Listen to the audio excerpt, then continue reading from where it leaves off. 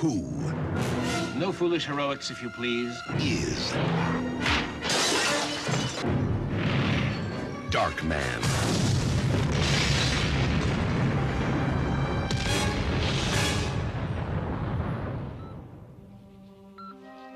They destroyed everything he had, all that he loved, everything that he was. Now,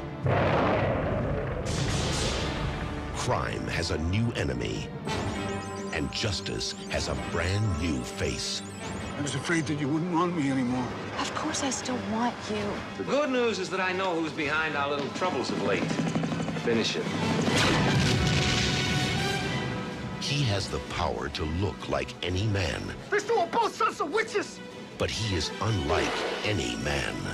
I gotta tell you something about me. He's a cockroach. You think you kill him? And he pops up someplace else. In the darkest hour,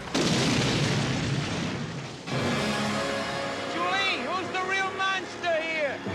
there's a light that shines on every human being. But one.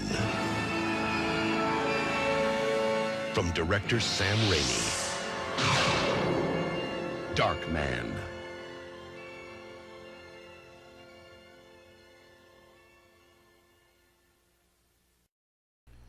Hey horror fans, welcome back to Jay vs. Horror and another installment of Jay's favorite films. That's right, we're talking about my favorite films, and guys, they're not all going to be horror films, but I think you'll be able to see as we go along that my taste does run near the dark. And that brings us to our movie today, Darkman from 1990. It's a superhero film that's very underrated in my opinion, and I never really hear it mentioned much, so we're going to dust it off and talk about it today. It's an American superhero film directed and co-written by Sam Raimi. It is based on a short story that Raimi wrote that paid homage to Universal's horror films of the 1930s. The film stars Liam Neeson as Dr. Peyton Westlake, a scientist who is brutally attacked, disfigured, and left for dead by a ruthless mobster named Robert Durant, played by the great Larry Drake, who we just lost last year. After his girlfriend and attorney, Frances McDormand, runs afoul of a corrupt developer, Durant is sent to Westlake's lab to destroy any evidence of wrongdoing. And so we see during this scene that Durant and his gangsters just beat the hell out of Liam Neeson. And the movie starts off with a great scene. We see Durant and his guys pull a little trick on another local gangster. And so we're given a little bit of context about what these guys are capable of. The film's a little different. It's different than most of your superhero films. This one does not have people who have great powers. It all happens scientifically. And so even the bad guys, they don't have great powers. They have kind of personalities, I would say. They kind of remind me of like the Dick Tracy villains, but not that elaborate. They just have like, you have a big guy who's bald, and you have a guy with a fake leg that keeps a gun in the fake leg. So that kind of stuff. We also get Ted Raimi in this rogue gallery of villains here as Ricky. And he gets a pretty fun scene later on in the film. So yeah, they attack, they go to this laboratory where Liam Neeson and his assistant are working at. They attack him, beat the hell out of him, and they're working on this synthetic skin inside the laboratory. And it's a skin that can be used for burn victims or basically anyone who wanted to fix their face. But the thing is, the skin only will last 99 minutes, and then after that it starts to break apart and disintegrate. But during this, while all this is going on, or actually right before Durant and his guys come in, we see that they've figured out that the skin is photosensitive and it will last longer if there's no light on it. So they kind of start to celebrate that, but then, Durant and his thugs break in and they shoot the assistant point blank. They beat the hell out of Liam Neeson. They, dunk his head in acid and just every horrible thing you can imagine. And then they set the lab to blow. And leave him there knocked out. And when it blows, we see the girlfriend, Jenny, coming up the walkway to go into the building, or she's, down the street a little bit. But the building blows, and when it does, it just shoots Westlake out of the roof into the river. And so we go from here, and we see that he's found. She believes he's dead. They only find his ear inside the building. So Jenny believes that he's dead, and she grieves and goes to his funeral and all this other stuff. But we see that he's actually found, and he's believed to just be a homeless guy. They call him John Doe. And he's taken to this hospital where, of course, here we get another scientific experiment. This doctor is, studying things that have to do with nerves and how to, keep pain from driving people crazy. People who have been burnt alive or something that's just unbearable. So I'm trying to think here what the name of the nerve was that she cut. I can't remember exactly. It's called the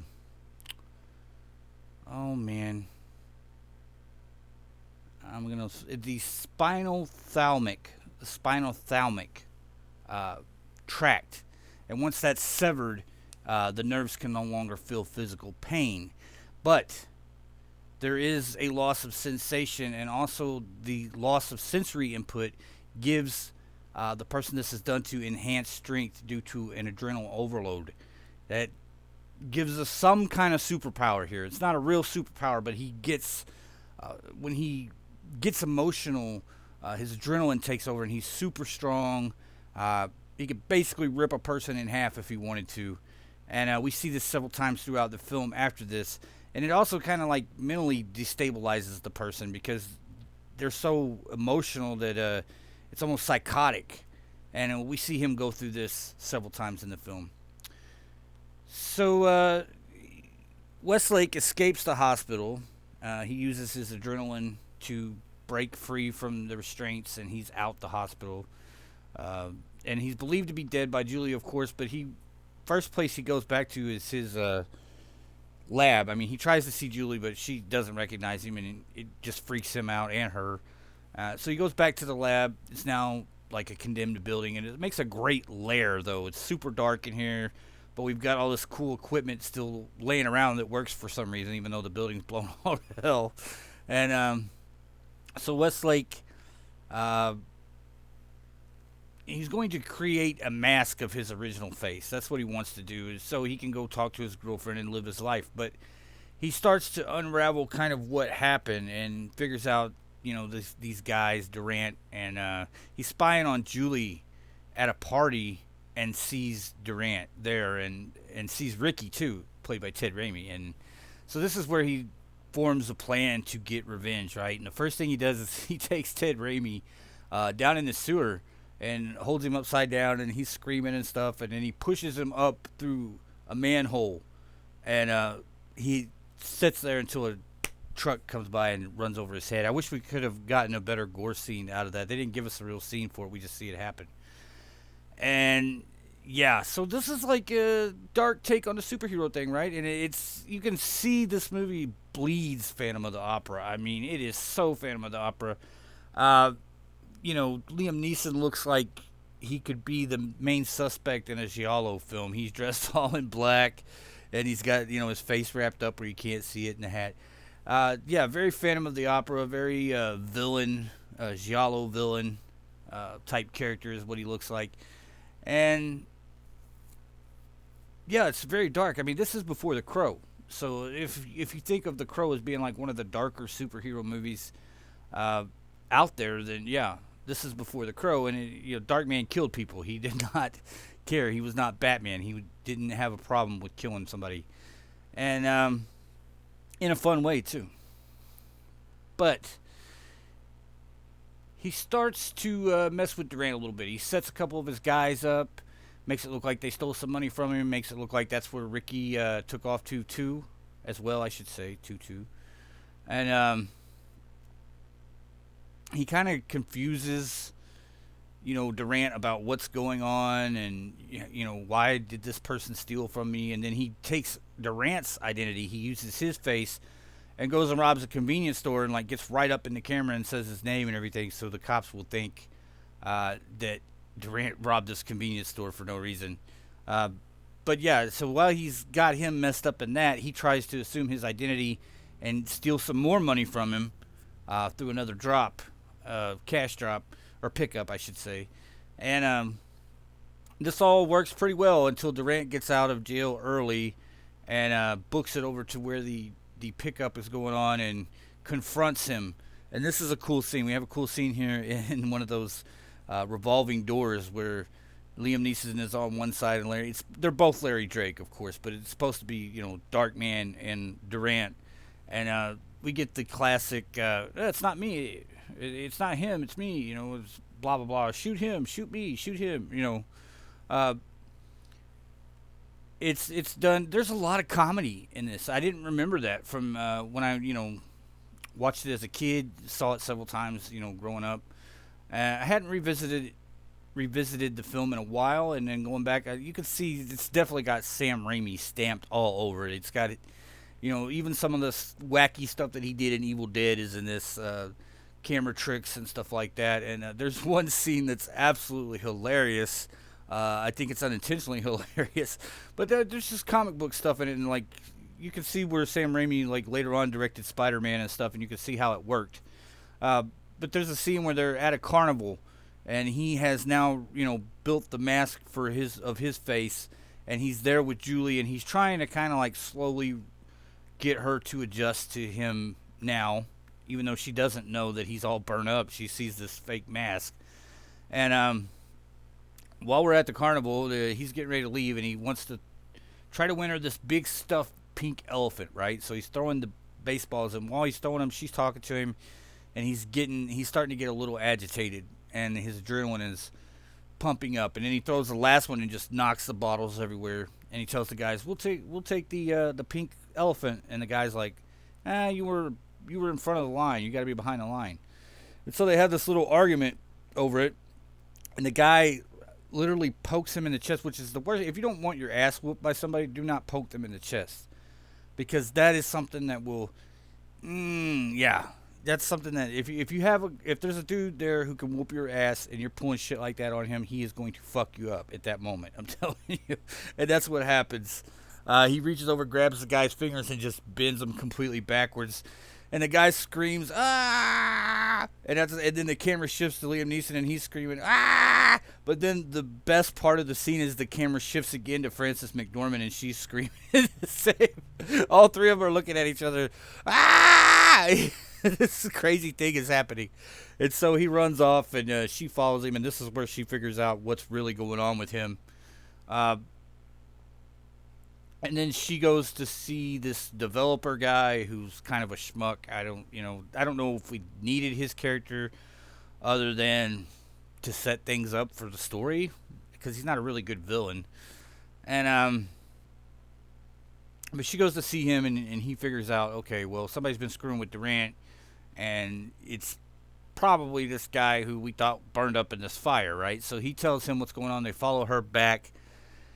And we have a big action scene here towards the end where they're in there's a police helicopter, and Durant and his crew is in a helicopter, and Liam Neeson is hanging on by a rope being swung. And there's so many, like, I don't know if it was intentionally funny.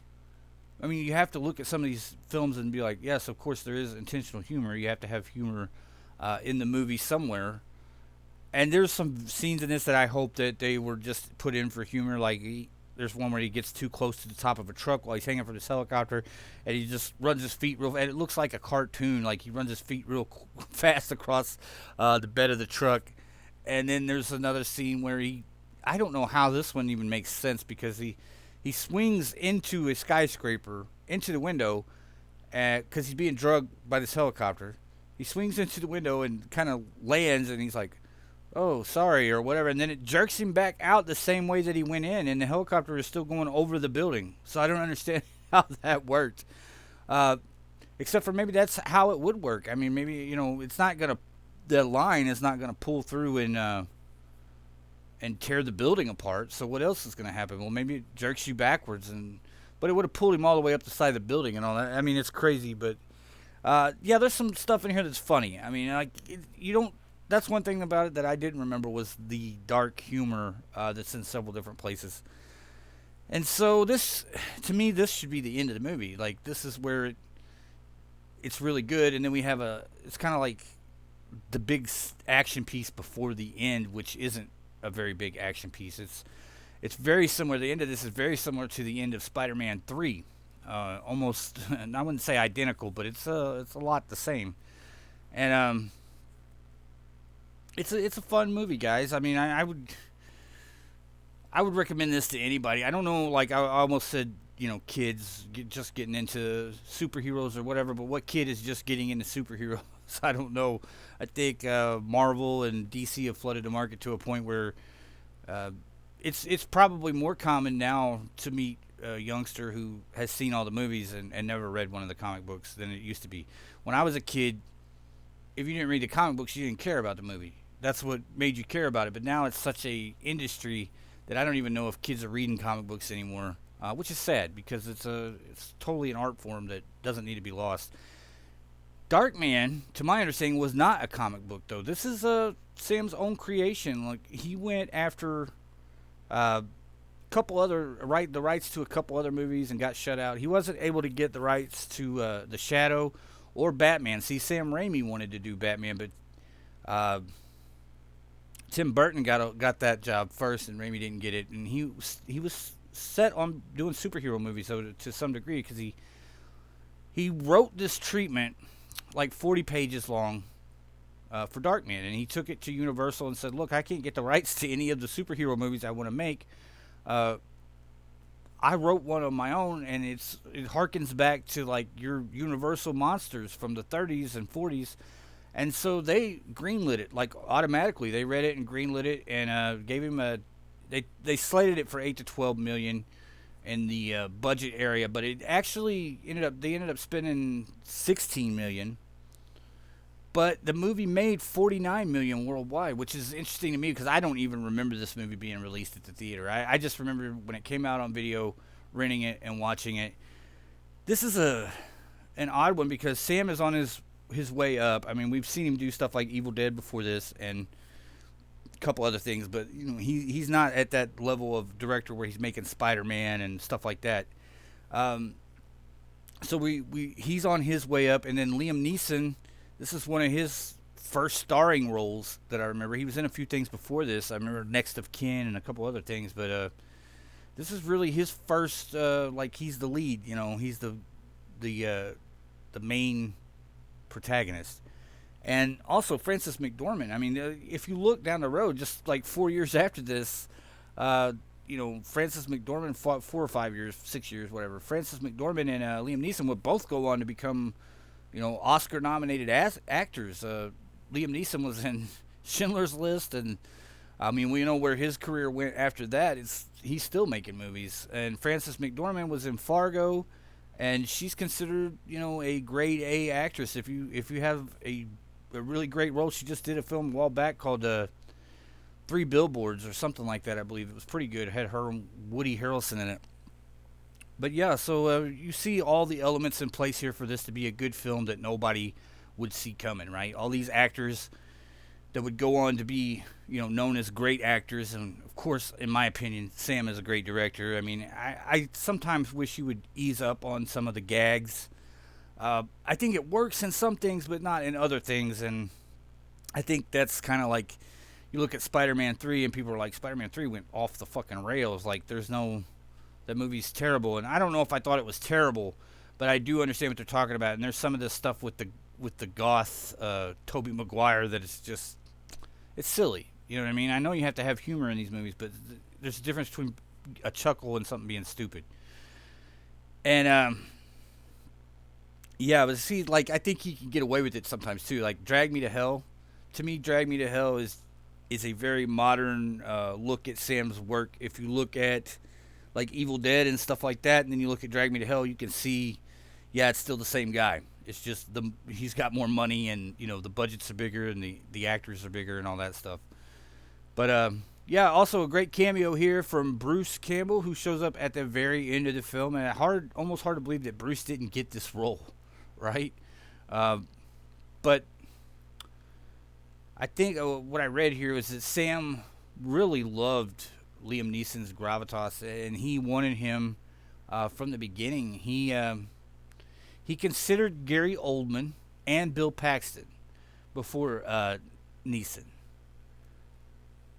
But and he also considered Bruce Campbell. Bruce Campbell was his original pick, but the studio said no because they didn't think that Campbell could carry the role. I mean, it's hard to believe he didn't get it because of Sam, being his buddy, and then he only gets a cameo at the end too. So they got him in the movie, but it's sad to see that because I think Bruce probably could have done a really good job with this. I just, he wasn't at that level at that time where the studio felt comfortable with him carrying the movie. But here again we have the other choices were Gary Oldman and Bill Paxton. I mean, they're great actors, don't get me wrong, but at this era, 1990, I'm not sure that they were like in the stratosphere, like super great actors or whatever. But Sam said that he needed an actor who could have a lot of gravitas underneath a lot of makeup, and he liked Neeson. He felt like he reminded him of Gary Cooper, and so, and Liam Neeson loved the role. He was drawn to it. He saw it as operatic. Not just Phantom of the Opera, but the whole story is very operatic. It's tragic, and it has a character arc, and he even researched this role quite heavily. He contacted the Phoenix Society for Burn Survivors and studied the emotional and social healing of burn victims. And so Frances McDormand, here's another interesting one. Like, she's such a great actress, and she's kind of hot in this. I mean, now we see her, and she's much older, and she always plays like the mom role and stuff, but she's kind of hot in this a little bit. And Raimi wanted to work with her, but at first the studio said no to her too. They wanted Julia Roberts, which is interesting. But this is pre Pretty Woman Julia Roberts, so this is not like you're getting a $50 million paycheck Julia Roberts. And she went on to do Pretty Woman instead, and that made her a star. But at one point they talked to Demi Moore. They even tested Bridget Fonda, but Sam just felt she was too young for the role at that time. And McDormand described the character, saying this was going to be the first girlfriend / bimbo she'd played, which is interesting because I don't think she comes off like a bimbo in the movie. But then like our third really big star here for me is Larry Drake. I think Larry Drake is good in everything. He was on L.A. Law for a while, and this is what got Sam interested, because he said that he looked like Edward G. Robinson, and he was a really good actor. And he said, my God, this guy is not only threatening, but he has a good physical presence, and what a perfect adversary for the Darkman. That's a quote from Sam there. So yeah, Bruce showed up at the end to do a cameo, and